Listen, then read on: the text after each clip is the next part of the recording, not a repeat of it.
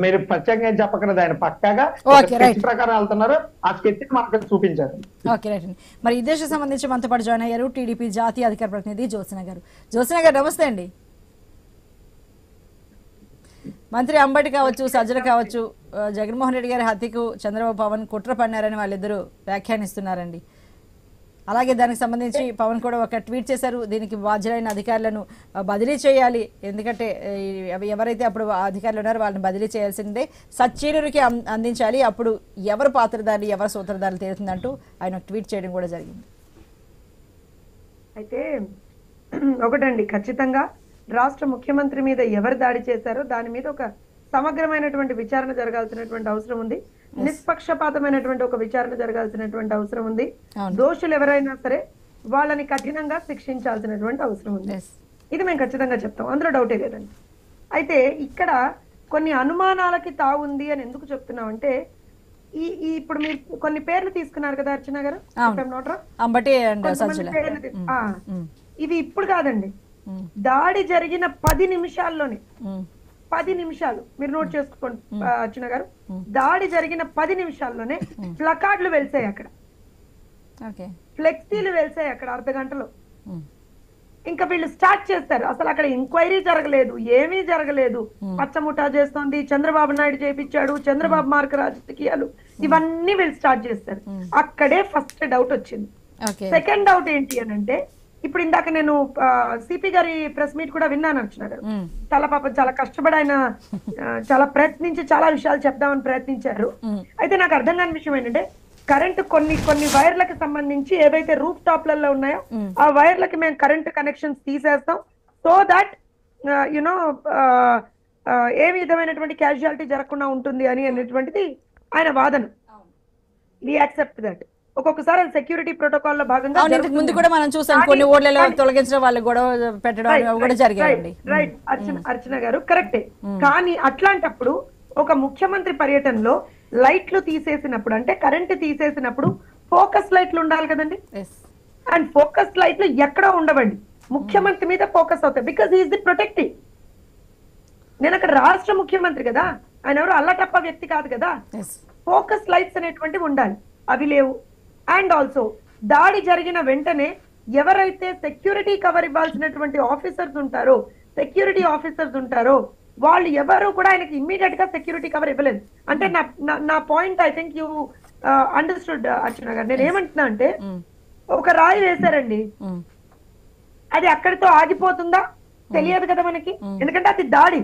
So అలాంటి పరిస్థితుల్లో immediate గా బికాస్ ఆయన ఒక ప్రొటెక్టివ్ కాబట్టి ఆయన్ని ప్రొటెక్ట్ చేయడానికి ఇమ్మీడియట్ గా ఒకటి వచ్చింది అంటే దాని తర్వాత ఎన్ని వస్తాయి అనేది తెలియదు, కాబట్టి ఇమ్మీడియట్ గా ఇప్పుడు మనం చాలా సందర్భాల్లో చూస్తాం సెక్యూరిటీ కవర్ ఎంత ఇమ్మీడియట్ గా అవుతుంది, with in seconds security cover ఇవ్వలేదు. అండ్ ఆల్సో ఇలా ఈ రకంగా ఒక చీకటి ఏరియాలో, అంటే కొంచెం అంధకారం ఎక్కువగా ఉంది అక్కడ, ఫోకస్ లైట్స్ ఎందుకు పెట్టలేదో నాకు తెలియదని నాకన్నా, అలాంటి ఏరియాలో ఎప్పుడైతే ముఖ్యమంత్రి గారు పర్యటిస్తుంటారో ఏం చేస్తారు అంటే ట్రాన్స్పరెంట్ స్టోన్ గార్డ్స్ పెట్టుకుంటారండి. అక్కడ ఉన్నటువంటి సిబ్బంది దగ్గర అక్కడ అవి ఉన్నాయి, వాళ్ళని ఎందుకు యూజ్ చేయలేదు? ఇవన్నీ అంటే సాధారణంగా వచ్చేటువంటి అనుమానాలు. ఇవన్నీ ఎందుకు అనుమానాలు రేజ్ అయ్యాయి అంటే, ఎప్పుడైతే దాడి జరిగింది అనేటువంటి ఒక పాయింట్ రాగానే వెంటనే పొలోమంటూ స్టార్ట్ అయిపోయారు. చంద్రబాబు నాయుడు చేశాడు, తెలుగుదేశం పార్టీ చేసిందని స్టార్ట్ అయిపోయారు. ఇదే మోడస్ ఆపరండి కోడికత్తి కేసులో ఉపయోగించారు, వివేకానంద రెడ్డి గారి హత్య కేసులో ఉపయోగించారు. తేలిందేంటి? కోడికత్తి కేసులో ఎవరు కత్తి సప్లై చేశారమ్మా? వాళ్ళ పార్టీకి సంబంధించినటువంటి బొత్స సత్యనారాయణ గారికి సంబంధించినటువంటి రిలేటివ్, అండ్ నాకు తెలిసి జడ్పీ చైర్పర్సన్ ఎవరో ఉన్నారు, ఆయన సీను అంటారండి, ఆయన సప్లై చేశాడు విశాఖపట్నం ఎయిర్పోర్ట్ వరకు. మరి వైఎస్ వివేకానంద రెడ్డి గారి హత్య ఎవరు చేశారమ్మా? వాళ్ళ పార్టీకి సంబంధించినటువంటి ఎంపీ, వాళ్ళ తమ్ముడు ఈజ్ ఇన్వాల్వ్డ్ ఇన్ ఇట్. ఇవన్నీ బయటకు వచ్చిన తర్వాత ఆ రోజున పెట్టారుగా, నారాసుర రక్త చరిత్ర అని హెడ్డింగ్ పెట్టారుగా, ఏమైంది? సో వీళ్ళు ఏదైతే ఒక డ్రామాలు, సింపతి డ్రామాలు ఆడడం వీళ్ళకి అలవాటో, ఇలా ఊరికే ప్రతిసారి అవే ఆడుతున్నారు కాబట్టి ఎలక్షన్లు వచ్చాయి కదా, మళ్ళీ అలాంటి నాటకానికే తెరతీశాడా జగన్మోహన్ రెడ్డి అనేటువంటిది డౌట్ అయితే సర్వసాధారణం కదా, with all the due respect to the system. And Jaganmohan Reddy గారికి ఇప్పుడు మొన్న నాకు తెలిసి ఒక 1 వీక్ ముందర అనంతపూర్ లో అనుకుంటానమ్మా, చెప్పులు విసిరారు ఆయన కాన్వాయ్ మీదకి. ఏ విధమైనటువంటి చర్యలు తీసుకున్నారు? నిన్న రాళ్లు విసిరారు ఆయన కాన్వాయ్ మీదకి. ఏం జరుగుతోంది? రాష్ట్ర ముఖ్యమంత్రి కదా, డీజీపీ గారికి సంబంధించినటువంటి డీజీపీ గారు ఏం తీసుకుంటున్నారు చర్యలు? జోసన్ గారు మీరు చెప్తున్నారు అక్కడ సెక్యూరిటీ కవర్ చేయలేదు ఒక రాయి దాడి జరిగిన వెంటనే, అంటే ఎందుకంటే అది ఇంక ఎన్ని శరం పరపరంగా ఎన్ని వస్తాయా లేకపోతే ఒకటే వస్తుంది అని ఎలా వాళ్ళు ఎవరికైనా డౌట్ వస్తుంది కదా. సరే మీరు అదొకటి అన్నారు. అలాగే ఇంకా ట్రాన్స్పరెంట్ స్టోన్ గార్డ్ ఉంటుంది, దాన్ని కూడా యూజ్ చేయలేదు వాళ్ళు అంటున్నారు. అంటే ఇదంతా మరి భద్రతా వైఫల్యం కానీ అది కావాలని ఆ పార్టీ మీద ముఖ్యమంత్రి గారి మీద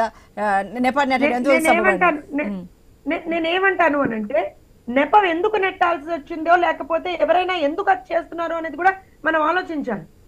ఇప్పుడు మిస్క్రియాన్స్ ఎవరో దాడి చేస్తే దానికి తెలుగుదేశం పార్టీకి ఏం సంబంధం అమ్మా? 10 నిమిషాల్లో ప్లకార్డులు బయటకు వస్తాయా? మీరే ఆలోచించండి అర్చన గారు. మీరు జర్నలిస్ట్, మీరు ఎన్ని రాజకీయంలో ఎన్నో చూసారు, మీరు కూడా ఎన్నో ఎన్నికలు చూసారు, మీరు కూడా చెప్పండి. మీరు 10 నిమిషాల్లో ప్లకార్డులు వెలిసిపోతాయా? ఆలోచన చేయాలి కదా మనం కూడా. సో ఖచ్చితంగా ఇవన్నీ చూసినప్పుడు ఖచ్చితంగా there is a finger pointed out at them itself. ఇక్కడ ఇంకో విషయం చెప్తాం. అయినా సరే చంద్రబాబు నాయుడు గారు కావచ్చు, మా పార్టీలో ఉన్నటువంటి ఇప్పుడు నేను కూడా నా first statement was that it self. నిజంగా ఈసీఐకి ఒక రిప్రజెంటేషన్ కూడా ఇచ్చాం కదా దీని విషయమై, మేమే ఇచ్చాం కదా. నిజంగా నిన్న వాళ్ళ పార్టీ నేతలు అంతమంది మాట్లాడారు, ఎవరు సమగ్ర విచారణ అడగల, ఎవరు నిష్పక్షపాతమైనటువంటి విచారణ అడగల. ఓన్లీ తెలుగుదేశం పార్టీ అధినేత నారా చంద్రబాబు నాయుడు గారే ఇమ్మీడియట్ గా దాడి జరిగిన వెంటనే దానికి సంబంధించి ఒక సమగ్రమైనటువంటి విచారణ జరగాలని ఆయన రిక్వెస్ట్ చేశారు. ఎలక్షన్ కమిషన్ ఆఫ్ ఇండియా కూడా రిక్వెస్ట్ చేశారు. So at the end of the day మేము ప్రత్యర్థులం అయ్యుండొచ్చు కాకమ్మా, కానీ మేము హత్య రాజకీయాలు, శవ రాజకీయాలు ఇలాంటి వాటి మీద మేము బిలీవ్ చేయం వైఎస్ఆర్సీపీ లాగా. సో ఖచ్చితంగా మా ముఖ్యమంత్రి బాగుండాలని చెప్పి మేము కోరుకుంటున్నాం. ఖచ్చితంగా మా ముఖ్యమంత్రి ఏ విధమైనటువంటి హాని ఆయనకు జరగకూడదని కోరుకుంటూ, అలా ఎవరైతే తలపెట్టారో వాళ్ళకి ఖచ్చితంగా శిక్ష పడాలని చెప్పి మేము కోరుకుంటాం. మరి ఈ దేశకు సంబంధించి మనం